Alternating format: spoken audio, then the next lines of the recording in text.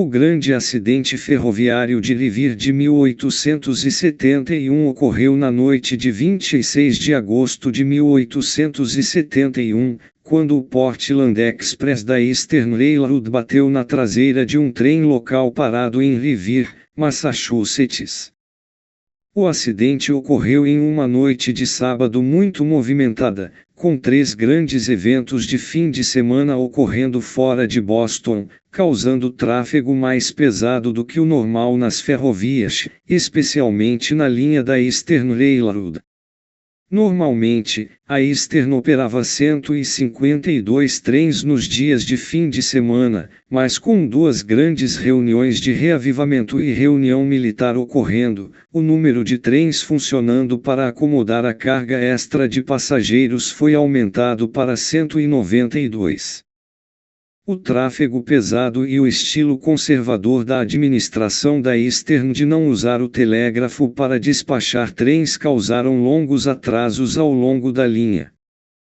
A descrição a seguir do acidente é baseada no relatório oficial da Comissão Ferroviária de Massachusetts, com detalhes adicionais de fontes adicionais. 4 trens estavam programados para partir do terminal de Boston após as 18h30, um trem da linha secundária de Saugus às 18h30, um segundo trem da linha secundária de Saugus às 19h00, um trem de acomodação de Beverly, que parava todas as estações, às 19h15, e o Portland Express às 20h00. Devido ao deslocamento dos serviços, todos os 4 trens partiram atrasados, o primeiro trem de Saugus por volta das 19h00, o de acomodação de Beverly às 19h40, o segundo trem de Saugus às 19h53 e o expresso às 20h05. O segundo trem de Saugus partiu após o de acomodação de Beverly devido à dificuldade em obter uma equipe de trem. O ramal de Saugus de via única saiu da linha principal em Everett Junction, logo ao norte do rio Mystic. Quando o primeiro trem do ramal de Saugus chegou em Everett Junction, ele não pôde prosseguir porque um trem do ramal de entrada estava previsto e havia uma regra específica proibindo um trem de saída de entrar no ramal quando um trem de entrada estava previsto. Neste momento, o trem do ramal de entrada nem havia partido da outra extremidade do ramal em Lynn. Ele tinha instruções escritas para esperar para se conectar com um extra, trem especial, vindo da reunião de reavivamento de Ashbury Grove. O extra, no entanto, estava muito atrasado, pois havia quebrado anteriormente um acoplamento entre os vagões. O trem do ramal de Saugus de entrada finalmente partiu de linha às 19h30 e chegou em Everett Junction às 20h10. A essa altura, uma fila de trens havia se formado em Everett Junction na linha de saída, o primeiro trem do ramal de Saugus, uma locomotiva leve para Salem, a acomodação de Beverly, e o segundo trem do ramal de Saugus. Normalmente, os bloqueios em Everett Junction devido a um trem do ramal de Saugus esperando por um trem de entrada eram evitados pelo funcionário estacionado lá, desviando o trem de saída para o ramal ou para a linha principal de entrada sob proteção de bandeira. No entanto, o funcionário regular estava doente e seu substituto simplesmente deixou os trens na linha principal. Com a chegada do trem do ramal de Saugus, o trem do ramal de Saugus de saída pôde finalmente liberar a linha principal. Isso permitiu que a acomodação de Beverly partisse na linha principal, a locomotiva leve havia sido acoplada à acomodação. Enquanto isso acontecia, o Portland Express chegou a Everett Junction e foi parado atrás do segundo trem do ramal de Saugus.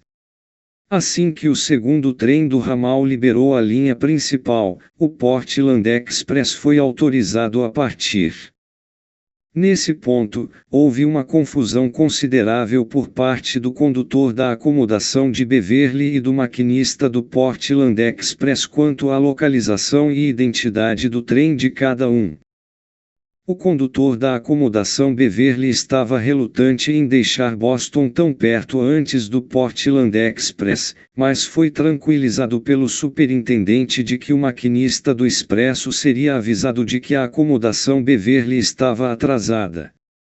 O condutor tinha a impressão de que o trem atrás dele na fila em Everett Junction era o Portland Express e, portanto, acreditava que o maquinista estaria bem ciente de que a acomodação Beverly estava funcionando imediatamente antes dele.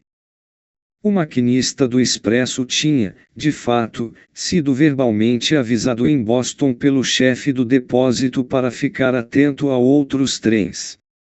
Ao ser parado em Everett Junction atrás do segundo trem do ramal de Saugus, o maquinista presumiu que este era o trem sobre o qual ele tinha sido avisado e pensou que a linha à sua frente estava livre. Os dois trens, o Beverly Accommodation e o Portland Express, partiram de Everett Junction com não mais de 5 minutos de diferença. Em Chelsea, o agente da estação notou que os trens estavam anormalmente próximos, mas não avisou o maquinista do Expresso, pois sentiu que as duas equipes do trem estariam cientes da localização do outro trem. Na reta que se aproximava de Revere, um passageiro na plataforma traseira do alojamento podia ver o farol do Expresso atrás dele, mas a névoa e as lanternas traseiras fracas significavam que não era possível para o maquinista do Expresso ver a parte traseira do Beverly Accommodation. Ao se aproximar de Revere, a atenção do maquinista do Expresso estava voltada para cima, em um sinal que o informaria se os interruptores estavam ajustados para o ramal de East Boston, não ao longo da linha. As duas equipes de trem perceberam o outro trem quando estavam a cerca de 730 metros de distância. O maquinista do Expresso apitou para os freios, nenhum dos trens estava equipado com freios contínuos, inverteu a locomotiva e pulou para longe. O tempo de aviso foi tão curto, no entanto, que apenas 2 freios no Expresso puderam ser aplicados pela equipe do trem. O Expresso havia diminuído a velocidade para 16 km por hora no impacto, mas mesmo essa baixa velocidade foi suficiente para causar danos significativos às acomodações de Beverly. A locomotiva do trem expresso encurralou cerca de 2/3 de seu comprimento no vagão de passageiros traseiro. O impacto arrancou acessórios da caldeira, permitindo que o vapor vivo enchesse os restos do vagão.